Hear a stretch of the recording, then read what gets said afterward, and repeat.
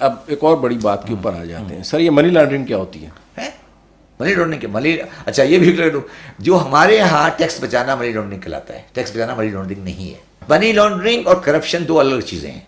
Money laundering की बुनियादी फलसफा ये है कि मनी लॉन्ड्रिंग का पीछे वाला पैसा 2 नंबर होता है, ताजरी नहीं होती। तो आप चीनी बेच के मनी लॉन्ड्रिंग नहीं कर सकते।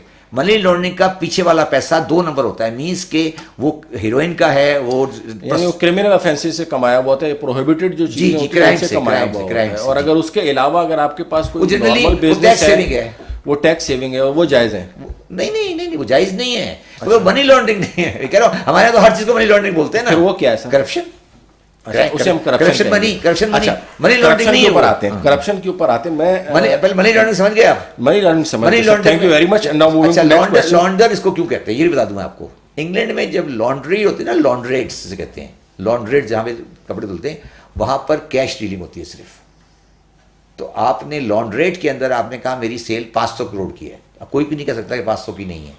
तो जो 2 नंबर लोग थे वो लॉन्ड्रेट के थ्रू पैसे वाइट किया करते थे। ये लॉन्ड्रिंग उससे नहीं निकला, जो सफाई से नहीं निकला, ये लॉन्ड्रेट से निकला है। ठीक हो गया जी, फिर आगे चले। अच्छा, हमारे यहाँ पे सर ब्लैक मनी जो पार्क करने के जैसे आपने तरीके बताया कि चीनी है या दूसरी चीज़ें हैं, उसके अलावा प्रॉपर्टी है और फिर उसकी आप सिंध में प्राइसेस देखें। मैं आपकी थोड़ी सी एक बात बताऊँ, अभी हाल ही में पंजाब में था तो वहाँ पे आई वॉज रियली सरप्राइज कि वहाँ पे जो डीसी रेट्स हैं ना, जो वो ओरिजिनल मार्केट प्राइस से भी ज़्यादा है वहाँ पे। ये पंजाब की मैं बात कर रहा हूँ, जबकि यहाँ पे सिंध में जो है वो डीसी रेट्स की अगर आप बात करें तो आपको ही पता है।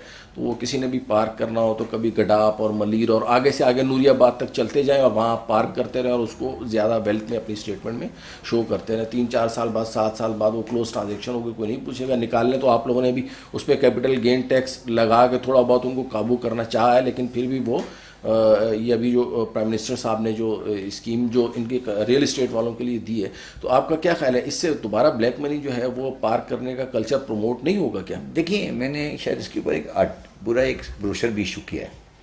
इसमें अगर आपने पता नहीं स्कीम को किस तरह देखा है, इसके अंदर ये ब्लैक मनी आ रही है, ठीक है, मगर उसके अंदर ये लिखा है कि ब्लैक मनी वाइट अकाउंट में जाएगी। हमने आधा रास्ता रोका है। आज तो पूरा ब्लैक है ना, आज पूरा ब्लैक है, मगर अब जो पैसा आएगा इस सेक्शन में वो सिर्फ उस वक्त वाइट होगा जब वो एक पर्टिकुलर डिक्लेयर्ड अकाउंट में जाएगा और वहां से निकलेगा।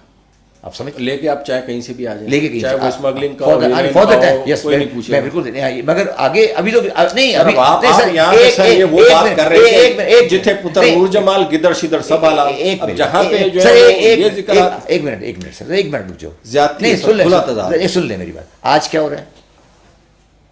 आज सारा नहीं, आज क्या हो रहा है सर? कुछ नहीं हो रहा है, वही ब्लैक मनी दोबारा से। आप अगर समझ रहे हैं कि कंस्ट्रक्शन और रियल एस्टेट सेक्टर बूम में, मार्केट में लिक्विडिटी की कमी है, लोगों का माल बिक नहीं रहा है, कौन से प्रोजेक्ट शुरू हुए हैं? मैं कब कह रहा हूँ, मैंने कब कहा? और इसी तरीके से उसको फर्दर एक्सटेंड भी कर दिया है।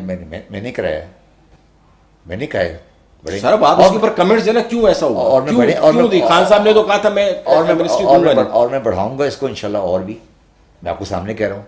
अब आप बताएं क्या परेशानी? तो सर इससे फायदे क्या होंगे? वो एक अलग इशू है। पहले मैंने आपको चीज बताई, मैं वो आदमी नहीं हूँ जो आपसे किसी को मैं यानी आप ये कह रहे हैं एमनेस्टी स्कीम से जो फायदे होंगे वो आप बताना मुनासिब नहीं समझते? नहीं, मैंने आपको पहले कहा कि कंस्ट्रक्शन में पूरा पैसा ब्लैक लगा हुआ है।